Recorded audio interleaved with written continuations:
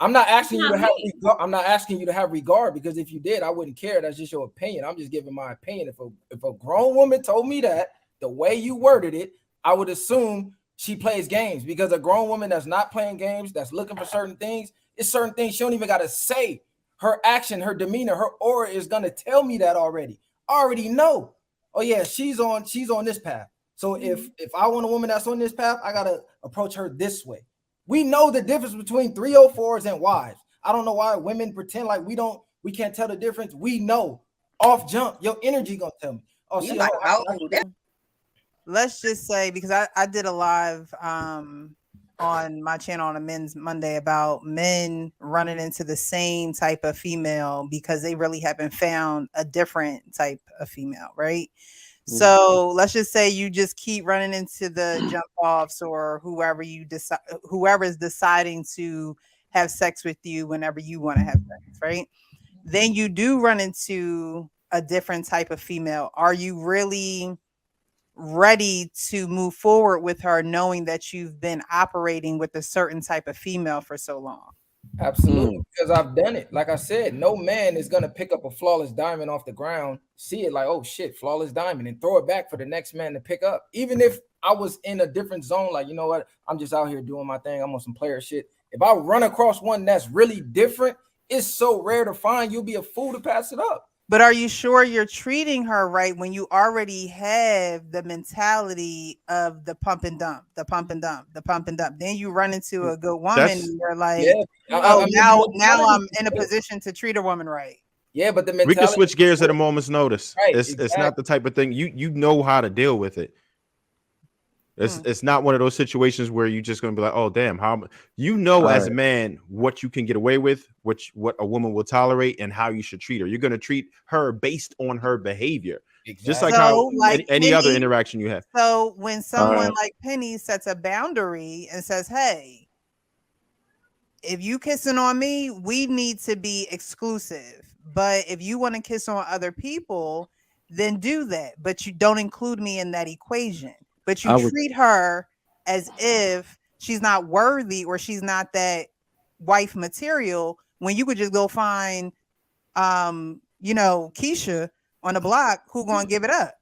Is she wife material? But you not mad at her, but you mad at Penny. But Penny's cute. She got a nice body, so they gonna go after her anyway. But you're not trying to wife, like you're not.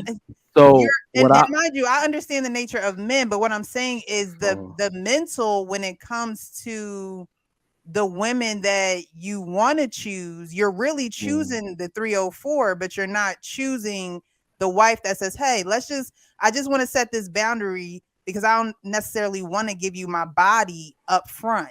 Just like you don't necessarily want to give me your money up front or your resources, or you're not trying to pay my bills or do any of that up front. But you want access to my womb up front. I don't think you got to say right away. Like, a man's not going to come out and say, hey, I'm not paying your bills. Like that would sound crazy to tell a woman you just met, hey, just so you know, my boundary is I'm not paying your bills till we exclusive. Like, that sounds retarded. That's literally what Penny is saying. God, like, you're telling a grown ass man. That's not what I'm saying. That's no, not but I'm saying, no, listen, this is how it sounds to us. You basically telling us, hey, it's gonna be a while for you get some pussy. Automatically, I'm like, you know what? I never said that. It's not a while. I never said that. That's how it's coming out. Until I know you. I mean, if I said that, Trigger, Smooth, Sweeney, if I said that, that. No, she never said that. She said it, but I'm saying the way that she said it, that's how most guys is gonna interpret it. Like, what? Like, they're used to Keisha. No, all she said was that she requires exclusivity. She ain't put a stop on it. She just said, "I require it to be exclusive." She said you gotta be exclusive to get a kiss. Like, come on, bro. How old are you? Yeah, because that's different. She said kissing and touching. I mean, but then again, you say how old are we, right? You say how old are we? Yeah. And so, because I feel a certain type of way of how I want to be exclusive with someone, or I want to be intimate with someone, then I'm immature. No, I'm saying the way that you worded it sounded immature to me. If a woman on the street, 30, 35, came up to me and said that, I'd be like, oh, she a little ass kid. She on some kid shit. But you know what? How you rock, right? And how you require your women. How you rock, how you require your women. I don't have no regards to that. You know, that's the way that you want to rock with the women that you're with. But I'm not saying that's immature because you would like for a woman to, you know, be kissing on you and kissing on another nigga too. That's you. Here's the thing. I'm not asking you to have regard. I'm not asking you to have regard, because if you did, I wouldn't care. That's just your opinion. I'm just giving my opinion.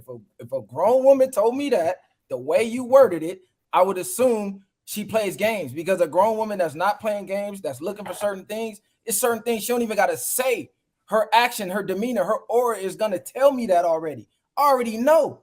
Oh yeah, she's on this path. So if I want a woman that's on this path, I gotta approach her this way. We know the difference between 304's and wives. I don't know why women pretend like we can't tell the difference. We know off jump, your energy gonna tell me. Oh, that's what it is. Like, I mean, it depends on my actions, right? Because you say men say it all the time. They say women get emotional off of what is being said to them, besides the truth, right? So don't get emotional off what I'm saying. The truth is, but that's what I'm saying. You're not saying that you're emotional as far as the way that you are being. I'm saying the words, right? So, you're saying the words sound immature. So it's hitting the trigger saying that, hey, these words sound immature, which means that you're gonna be on some bullshit. You're gonna be controlling. You're gonna be toxic. Things of that nature. But it's like, I'm telling you this boundary, not saying that I'm not going to act like someone who's going to, you know, tell you that anyway, show you that I have wife qualities. Not saying that I'm not going to do that, but just because I said those words to you, now you're saying like, oh, okay, no, you shouldn't be saying that. It's going to run men off and things of that nature. But that's not true. How I act towards that man will back up what I'm saying. And he shouldn't feel, you know, any type of way about the words that I'm saying, as long as my actions are stating that I am. I'm telling you, your words can run men off, regardless of your action. Before you even get to the actions, you saying certain words, like you said, that's gonna quote unquote trigger men. He'll never see the action just by you using certain. I don't think that's all men. Of course, it's not. Nothing is absolute. We can't say anything. It's always going to be exceptions. But right, but you just said that I said something, and then another man on the panel said that that's not what he got from it. Right, but what does that mean? There's always that means that all men don't see that the same way. I never said all men. Never once did I say all men. Or most men. Well, how I got my man to commit. Well, how I got my man to commit, it was very simple. We went on the first date to Smoothie King. And I bought him a $5 smoothie. I talked about this last time. I talked about this on our last panel back last year. I made the Smoothie King before him, and I said, "What kind of smoothie you want?" It was a $5 smoothie, and now he do everything for me. But that's why I think somebody said, if you do something different, something outside of the box, where he was so used to like whining down, had to do so much for women and blah blah blah. And this smoothie made him feel like, okay, she bought me something. Yeah. And it wasn't the price of it. You know what it boils down to? It was just the fact that you were considerate. That's what he wanted. The fact that it doesn't matter how much it costs. It could have been $1, could have been $200. The fact that you considered him before he got there and say he's probably going to like this smoothie when he get here. That's what men are attracted to. They like for women to be able to do things for them without them asking. Sometimes you think for them when it works in their favor, and it will work numbers, period. And it's let me add to that. So, you know, this thing that's going around where people say, I'm not your mama. Women telling men I'm not your mama. Well, I got a real problem with that, because wouldn't y'all say that most moms are really thoughtful towards their sons, right? They're really thoughtful toward them. So when a woman wants to replace, what does it say in the Bible? A man leaves his mom to cleave to his wife, but that woman who's bringing you that smoothie is showing the same thoughtfulness that your mother would show. Easiest way to make him make that mental switch, like, you trying to take care of me, like you did this, you thought of me like this, right? So when women say, I'm not your mama, I just be like, damn, you don't even get it. So that's what you did for him. That's the feeling. Even subconsciously, he might have not even known this woman's trying to take care of me like the woman who was number one in my life did.